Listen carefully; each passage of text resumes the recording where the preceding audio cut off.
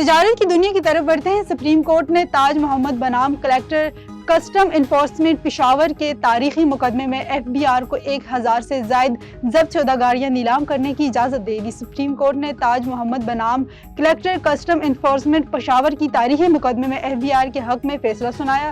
Federal board of revenue की तरफ से स्मगलिंग में इस्तेमाल होने वाली गाड़ियों की जब्तगी से मुतालिक सुप्रीम कोर्ट ऑफ पाकिस्तान के फैसले का खैर मकदम किया गया। FBI के मुताबिक इस फैसले के तहत स्मगलिंग में इस्तेमाल की जाने वाली गाड़ियों को जब्त करने की तौसीह की गई है। ये फैसला स्मगलिंग के खिलाफ कार्रवाई के लिए पाकिस्तान कस्टम को दस्तयाब कानूनी फ्रेमवर्क के हाथ वाज़े तौर पर मजबूत करता है। वज़ीर-ए-आज़म के मामले हुसूसी हारून अख्तर खान ने कहा है कि पाकिस्तान को बैरूनी सरमायाकारी से पहले खुद अपने मुल्क में सरमायाकारी करनी होगी। वज़ीर-ए-आज़म के मामले हुसूसी हारून अख्तर के पाकिस्तान बिजनेस काउंसिल के डायलॉग ऑन इकोनॉमी सेशन में शिरकत के बाद उन्होंने कहा है कि पाकिस्तान के टैक्स, एक्सपोर्ट और सनती तरक्की पर बात की। हारून अख्तर का कहना था कि रोजगार के मौके के लिए तेज रफ्तार माशी तरक्की जरूरी है। सनती तरक्की के बगैर कोई मुल्क खुशहाल नहीं हो सकता।